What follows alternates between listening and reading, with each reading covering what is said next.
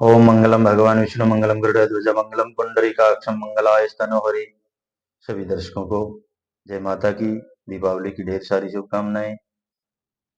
जैसा कि हमारा उद्देश्य साप्ताहिक जानकारी कैलेंडर के माध्यम से आपको देते हैं, तिथियों के बारे में, त्योहारों के बारे में साप्ताहिक रूप से जानकारी मैं अपने चैनल के माध्यम से देता हूं।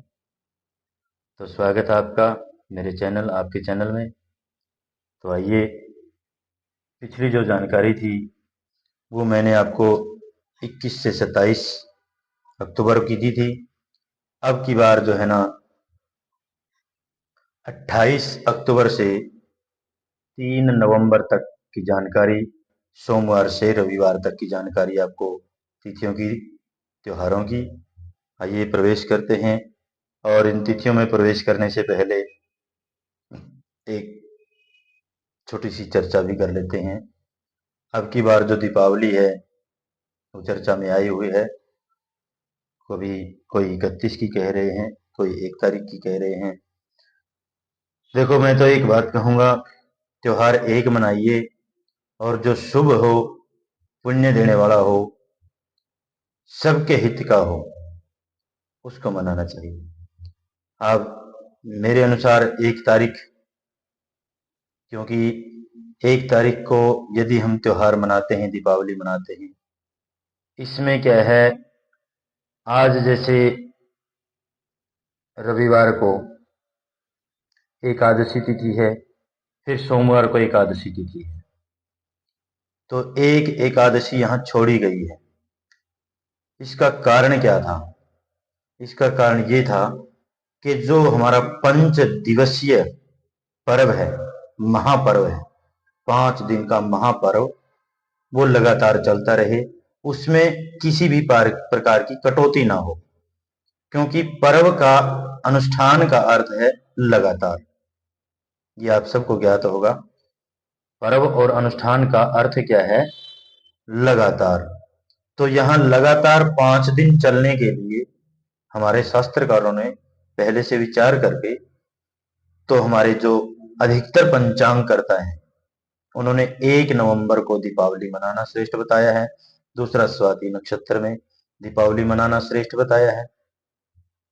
और भी कारण है, शास्त्रकार देखो, खोजने वाले इधर उधर से भी धर्म सिंधु में कुछ कह रहे हैं, इस निर्णय सिंधु में कुछ कह रहे, कहते रहे, लेकिन मैं तो ये कहूंगा कि 1 तारीख को आप मनाएंगे तो 2 तारीख विश्वकर्मा डे, विश्वकर्मा के का पर्व है, और 3 तारीख भाई दूज यम द्वितीया।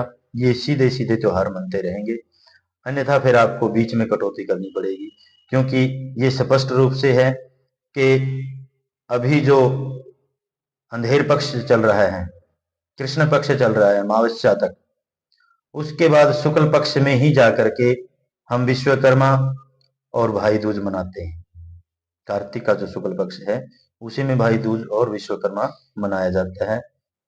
तो इस हिसाब से तो आगे जाकर के एक दिन छोड़ना पड़ेगा, एक तिथि छोड़नी पड़ेगी, तो ये संभव नहीं था। इसलिए हमारे पंचांगकारों ने पहले से ही विचार करके इसको 1 नवंबर को दीपावली मनाना श्रेष्ठ बताया था, शास्त्र सम्मत बताया। तो आइए चर्चा कर लेते हैं तिथियों के बारे में, त्योहारों के बारे में। ज्यादा लंबी वीडियो नजर न करें। तो अब की बार जो है 28 अक्टूबर सोमवार जो उदय है एकादशी तिथि में, व्रत भी एकादशी तिथि में ही मनाया जाएगा। पिछली बार मैंने बताया था पिछली वीडियो में कि जो रविवार था उसमें भी एकादशी थी, लेकिन व्रत नहीं मनाया जाएगा। 29 तारीख मंगलवार उदया द्वादशी है, द्वादशी ही मानी जाएगी, द्वादशी का पारायण किया जाएगा।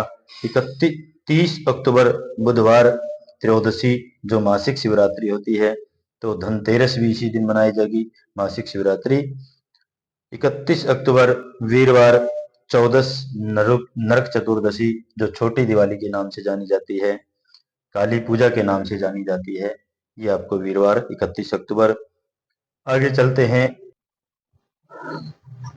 तो 1 नवंबर शुक्रवार अमावस्या, जो छोटी दिवाली, महालक्ष्मी का पूजन ये 1 नवंबर शुक्रवार को श्रेष्ठ है। 2 नवंबर कार्तिक शुक्ल पक्ष पर्वा तिथि आ जाती है। शनिवार अन्नकूट गोवर्धन और विश्वकर्मा पूजन यहाँ शनिवार को मनाया जाएगा। 3 नवंबर रविवार द्वितीय तिथि भाई दूज, जिसको यम द्वितीया के नाम से जानते हैं, भाई दूज के नाम से जानते हैं। तो भाई दूज 3 नवंबर रविवार को मनाया जाएगा। तो ये त्योहार एक मनाइए, आनंद कीजिए। पंच दिवसीय तीर्थ जो पर्व है, पंच दिवसीय पर्व को प्रेम से मनाइए। 5 दिन महालक्ष्मी, कुबेर जी, यमराज जी, गोवर्धन जी, सभी देवी देवताओं का आशीर्वाद आपको प्राप्त हो। सभी देवी देवता आपके ऊपर कृपा बरसाएं। जय श्री कृष्णा, जय श्री लक्ष्मीनारायण भगवान।